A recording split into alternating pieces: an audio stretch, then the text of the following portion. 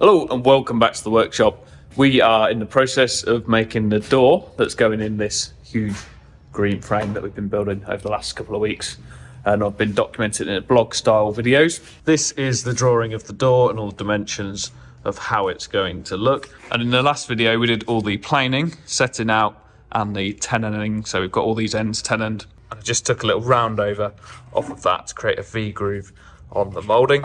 So today we'll be doing the mortising and moulding on the spindle moulder. Little demon of a tool, this one.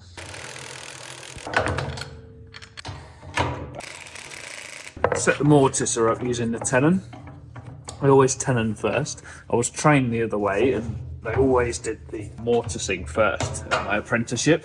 On the tenoner, it's really easy to set a tenon thickness and position, both of them at the same time. It's quite a fiddly adjustment because quite often moving the position of the tenon alters the thickness of the tenon a little bit.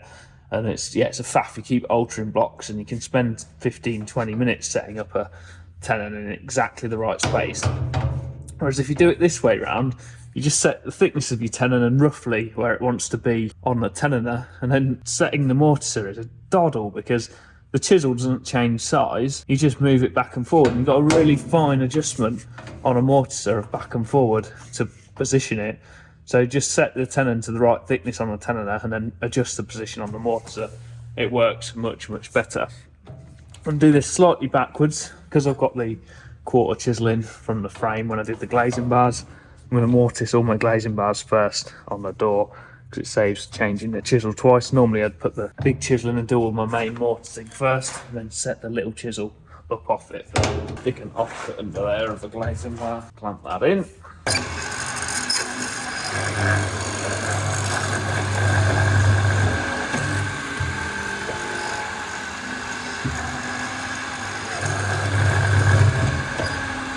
Because I've got so many different size rails, it's a bit of a faff to keep adjusting the head on the mortiser to suit them all. So I'm just going to do all my glazing bars first and then reset up to do the middle rail and the top rail in a similar manner.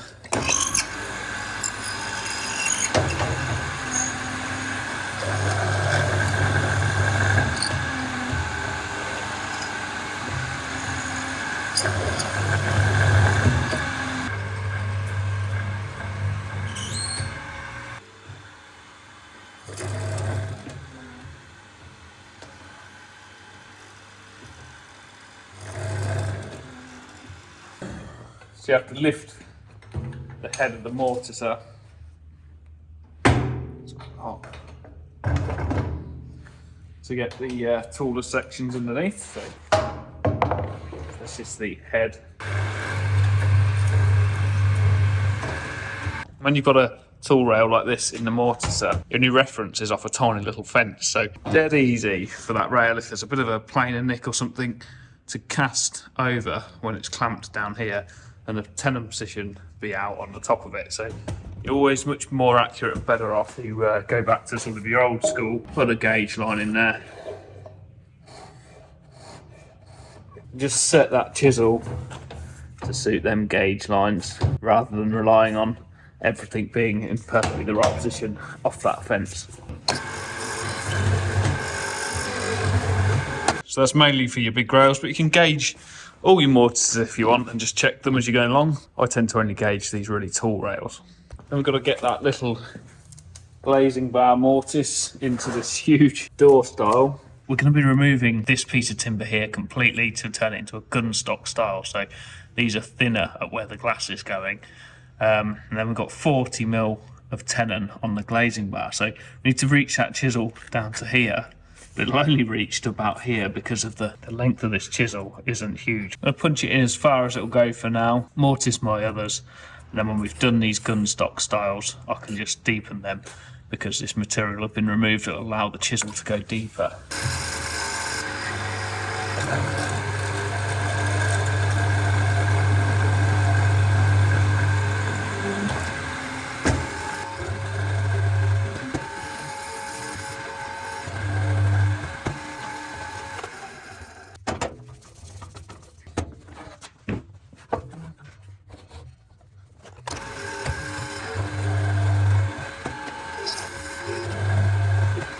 So having changed chisel, exactly the same process for the main mortises of the door. Put the piece in that's nearest to the size of what you're going to be mortising. So that's that rail, the top rail is nearest to the size of my door stiles that I'm going to be mortising. So it's going to be the most accurate alignment for the chisel. Push it to the other side and just double check it from side to side. So now I've got a pretty good accurate tenon position. Like I say, that's much easier than trying to set it up on the tenoner and going through about 4 or 5 test pieces in order to get that tenon position correct. So I just want to set them haunch positions. I'm going to work from the back. So I'm going to be wedging in from the back. I can't really get wedges longer than 90 mil. So I'm going to go 85 mil. Then this section here, so this is the inside of the door, is going to be my haunch room. So just set them stops up on the chisel. So just drop that chisel down. On this machine, you have to set the haunches first. So I'm just going to set that one, that's on that position. And you set the through depth position afterwards, and that looks about right to me. To make a complete through tenon, this like half moon bit of the chisel here, ideally it's got to go past halfway on the piece of timber. You always want to mortise the back edge first, so the side with the wedges, do that down first.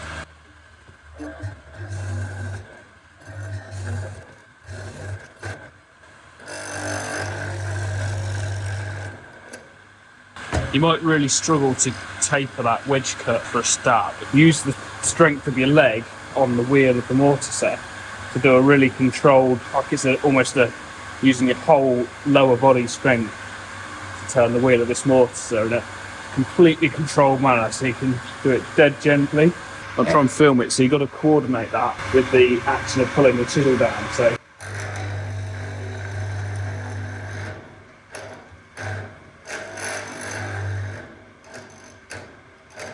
gives you a nice tapered cut for the wedges.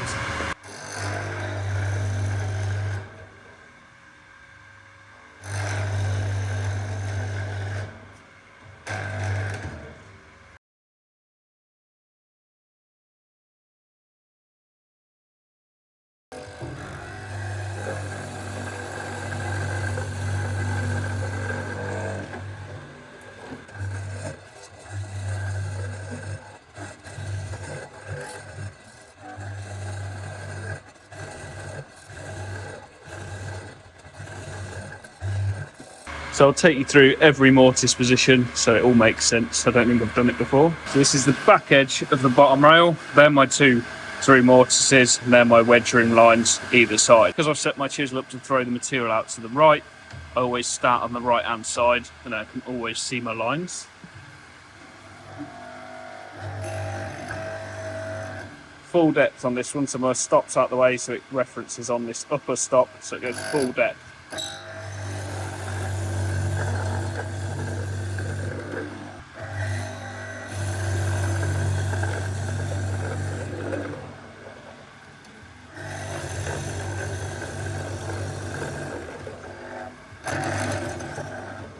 Wedge room.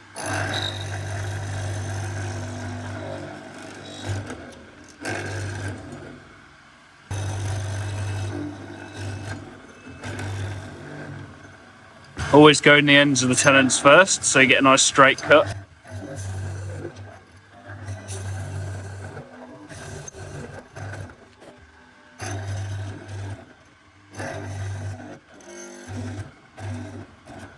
Slide that along to the middle rail, back side of the middle rail. They're my 2 through tenons, so exactly the same process. We can speed this up now.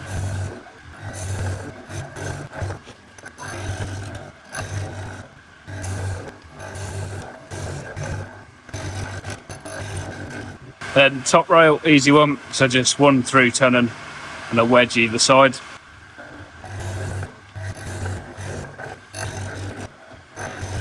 Turn that one around. Make sure when you flip the stile over that you keep the face to the fence. And this is now the bottom rail. So we've got a setback through tenon, haunch, through tenon, haunch. Do the through tenons first at full depth on the depth stop.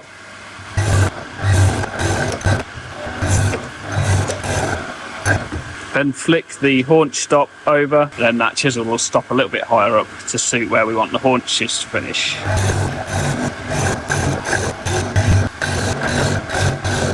The bottom rail done, slide them along. The middle rail, the tenons are on the outside, so tenon and tenon with a haunch in the middle. So back to our through position on the haunch stop.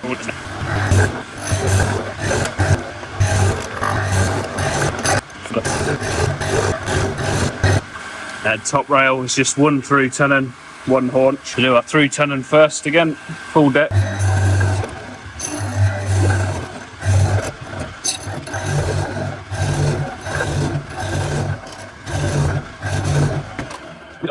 Right, so I've got a tricky little bit of machining to do now because of this GunStock style.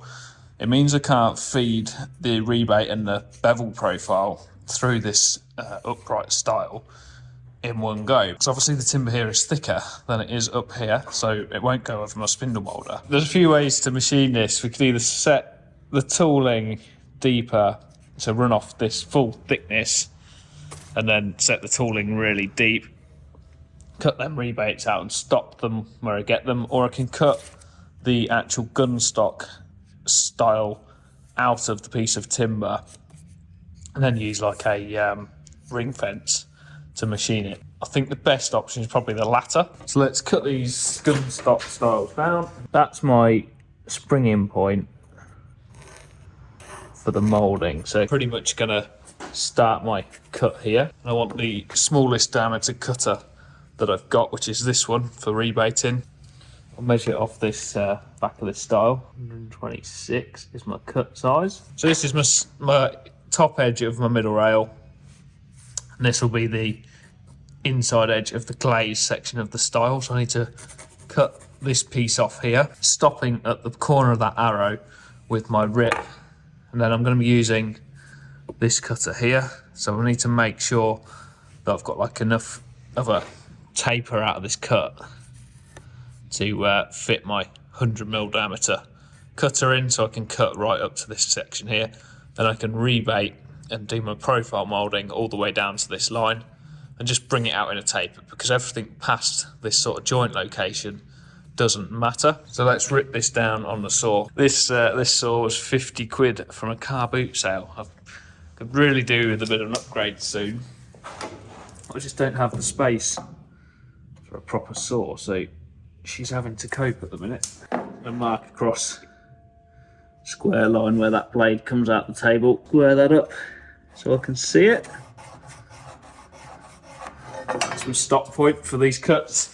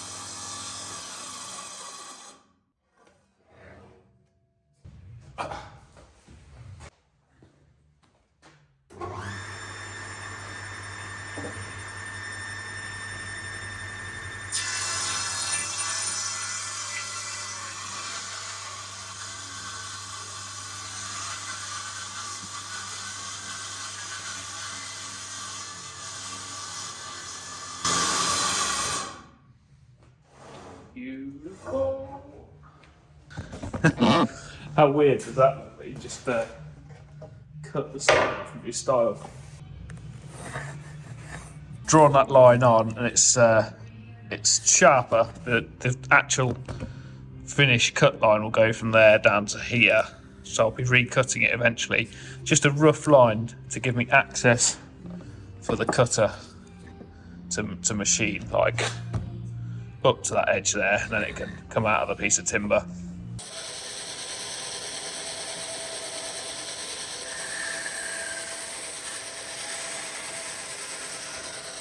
Now hopefully you can see why it's called a GunStock style. It looks like a GunStock, baby. Quick, look out!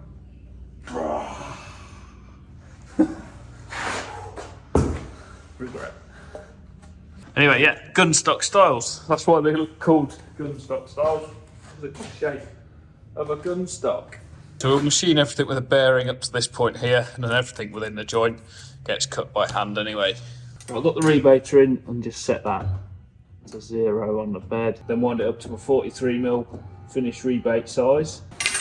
Set it to about a 3mm cut. That should give me a nice clean edge to the rebate for my glass. Really important that that glazed edge is really nice and sharp.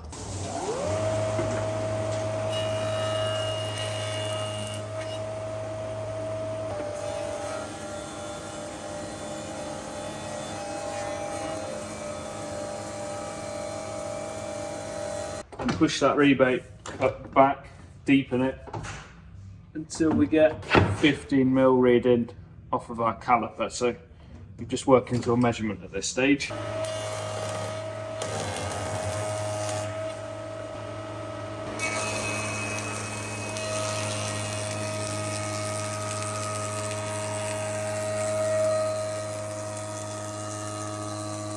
The only bits I can do that rebate on are the top rail and the middle rail, because the GunStock styles need to be machined with a bearing, because this bit will interfere with the fences.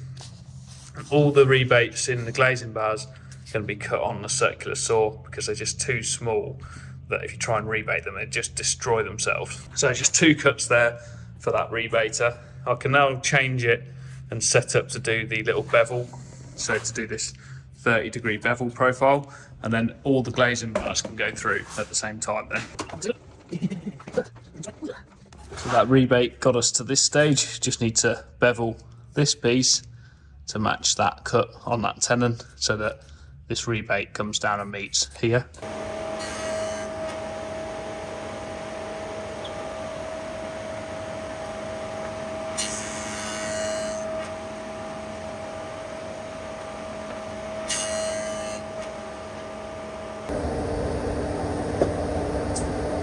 Not a bad first setup, I wouldn't say. Look at that, perfect.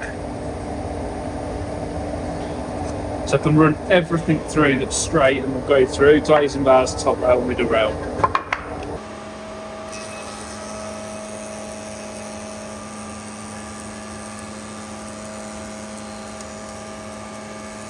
Before I run them bevels actually on the glazing bars, I'm just going to do the rebates on the circular saw, because that flat before I take the bevel off just gives me a little bit more of a reference surface. It's a little bit safer to run them through the saw. Just test one of my pattern pieces, push it through both ways, and I can check the gap in the middle is 5mm.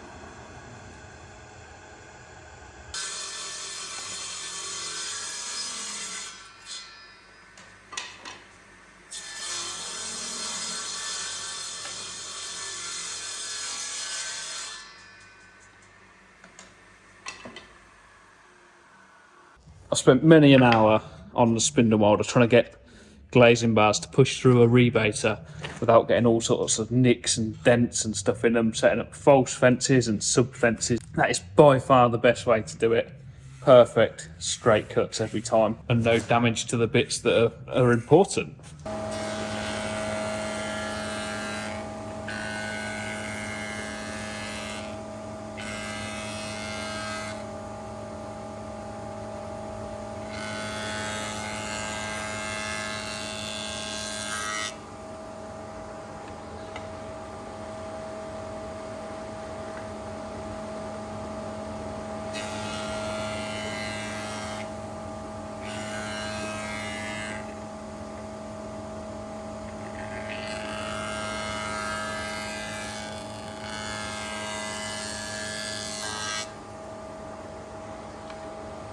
So there's one of the horizontal glazing bars and the mortised in vertical one. It should fit together pretty nicely, look at that. Not the perfect fit. Like when I chiselled mortised these little mortises, I just went slightly narrower than would be a tight fit, so that when they push together is a really good fit and it holds them just nice. Little tip of the trade. Last thing you want is really loose glazing bars when you're gluing up. In a minute we'll get into halving this joint so that when I put the next one through like this, they can interlock through that joint, but the job for down the road. So I've got bevels and rebates on all the components in the glaze section of this door, except for these door stiles. So I'll do them next. I need to use a ring fence to run along these edges. I don't actually own a ring fence, but I did make one many years ago. It was just quite dodgy.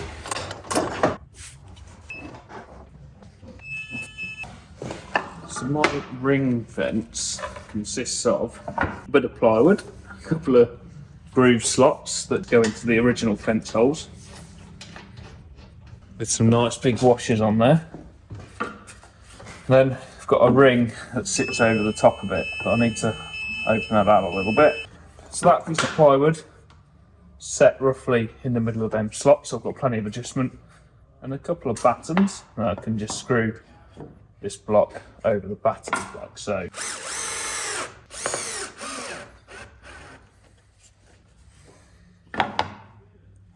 And we just need enough cut depth at the front here to cut 15mm, which is plenty there. So I can screw that one on there. It looks incredibly homemade, right? And I've just got a line on the front, which is sort of the peak of the cut around that radius. So I start with a shallow cut of about 3 or 4mm, and then work that back until we get to a 15mm rebate.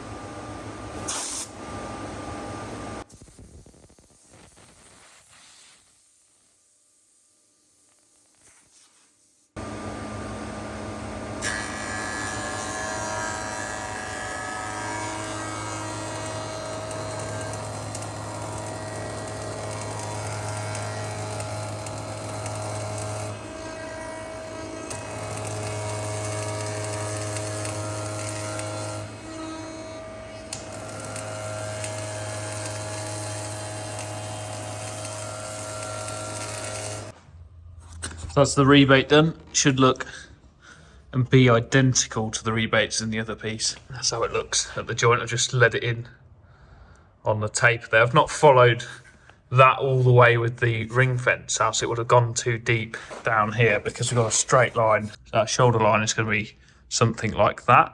So if I'd have followed that line all the way with the rebate, it would have cut too deep over here. So that's why I've sort of started it just on this line here. If there's a little bit of a raise there, just have to take that out by hand when we cut that joint. So do exactly the same thing now, but with that cutter block on the 30-degree bevel.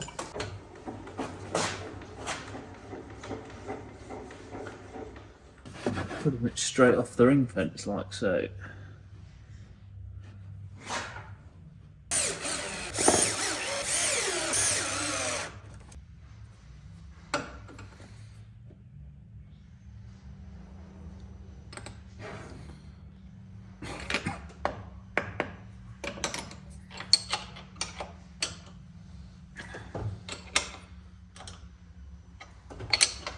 I think I'm getting a cold. Everyone else has had one for about a week. I've managed to escape it, but yeah, I'm not feeling overly great today. So this next cut is referencing off the cut we just made, so we've got to be dead sure that that was in the right spot.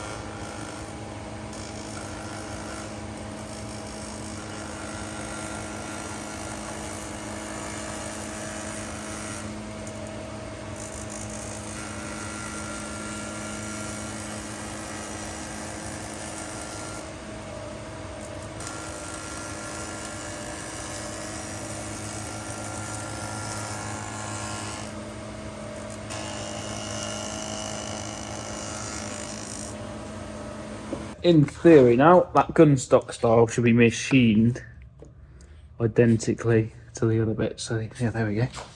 Looking mint. Got to finish early tonight, got a haircut. I'll machine the ends of these short glazing bars so that I can push it all together, or push the top of this door together quickly.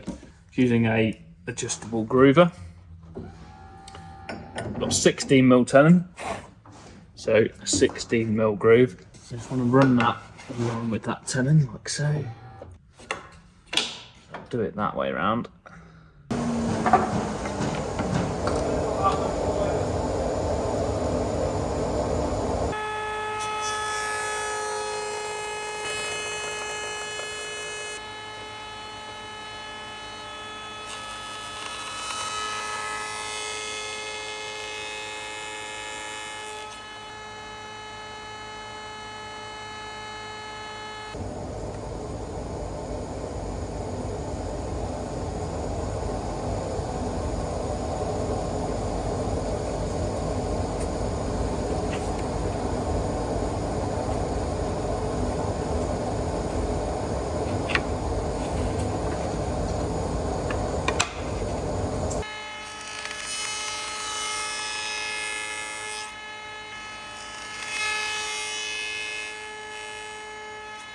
Forgotten to bloody machine that one, look.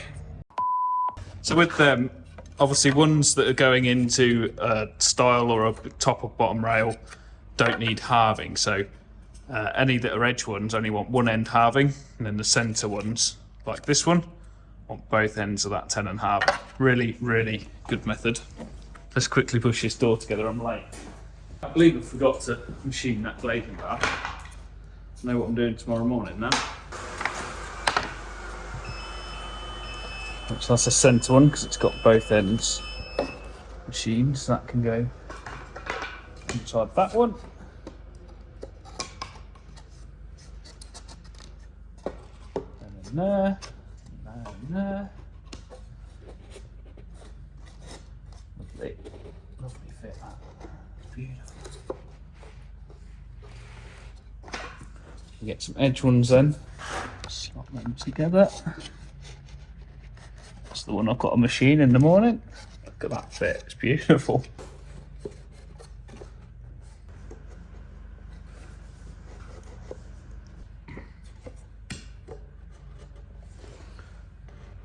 If you're a joiner and you make little glazing bars like this, tell me when you've ever in the past been able to connect them all together as a dry run and pick them up without any glue. So much stronger. It's a brilliant technique. Quickly, Oliver, so you can get told off.